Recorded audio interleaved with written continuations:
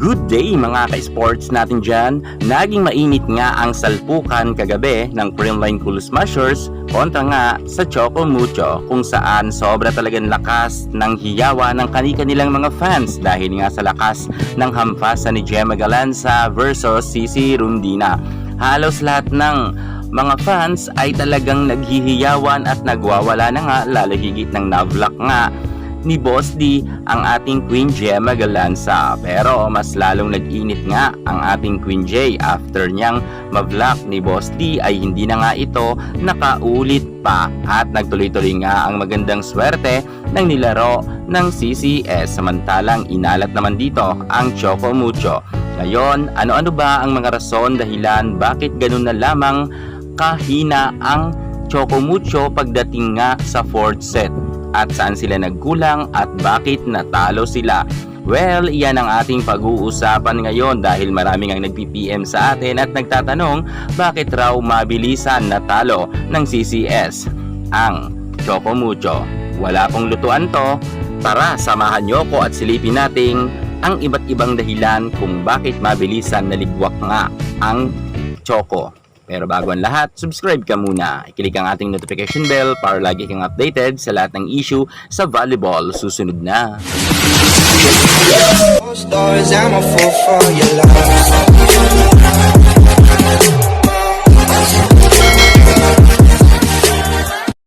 Pagkatapos manalo sa first set ng Choco Mucho, sa second set, third set at fourth set ay hirap na nga ang Titans. Ano ba ang nangyari sa Choco Mucho at bakit hindi na nga sila pinaporma ng CCS? Ang ganda pa naman ng laban nila dahil ng set 1 ay talagang halos ang Creamline nga ang naghahabol dahil nga sa ganda talaga ng mga set ni Boss D. Pero pagkatapos matalo nga ng Creamline, ano na ba ang nangyari? Ito ngayon ang malaking katanungan, bakit sila natalo ng Creamline samantalang todo bigay naman at hataw ni Cici Rondina? Sino ba talaga ang nagkulang at bakit hindi nila kinaya ang bangis nga ni Gemma Galanza, Bea De Leon at higit sa lahat ni Michelle Gumabaw? Yan ngayon ang ating aalamin.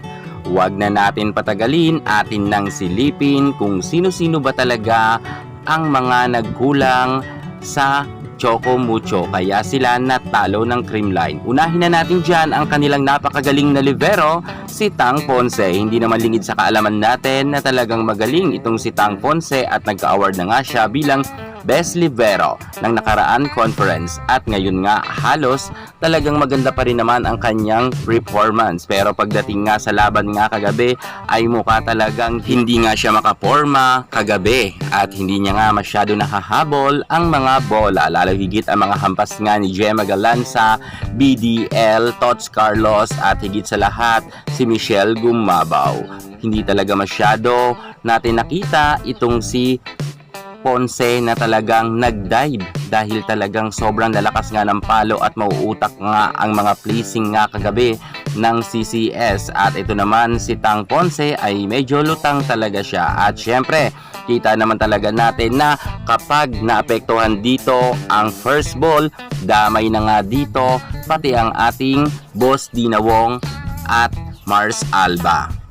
Yes po, aminin naman natin sa hindi, isa talaga sa mga naging dahilan kung bakit nga natalo ang Choco Mucho ang ating Boss Dina Wong at Mars Alba. Dahil nga sa pangit nga ng first ball na ibinibigay nga ni Tang Ponce at ang libero nga ng Choco ay talagang pangit rin nga ang magiging set. Bagamat maganda naman ang naging performance ni Boss D sa set 1, pagdating naman sa set 2, set 3 at set 4, dito na nga talaga inalat ang ating nag-iisang Boss Dina Wong. Kasama nga niya dito na inalat rin si Mars Alba. Kahit si Mars Alba man ay sobrang dami rin niyang na-commit na error dahil kasi yan sa kanilang first ball. Damay-damay na talaga yung lahat.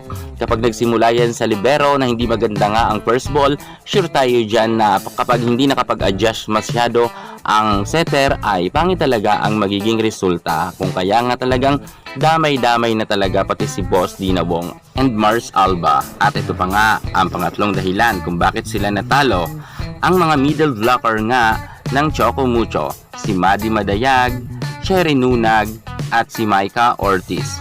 Silang ang tatlo ay nagpalit-palitan dyan pagdating sa loob ng court.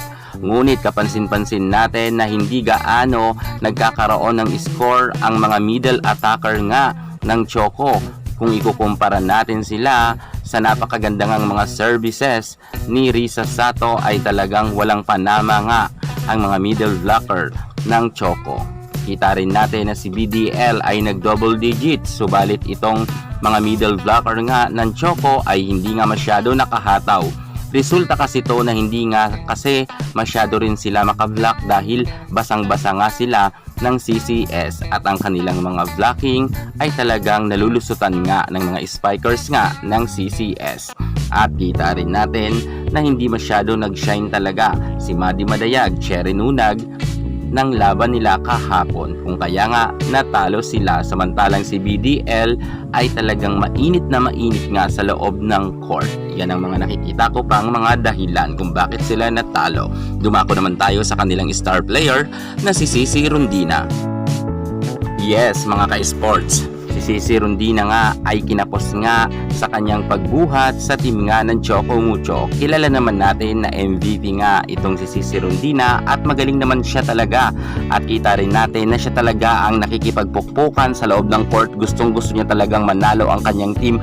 Ngunit kahit papano sabihin natin na magaling si Cici Rondina, kung wala nga siya masyadong katulong ay hindi talaga niya kaya maipanalo nga ang laban na ito ngayon.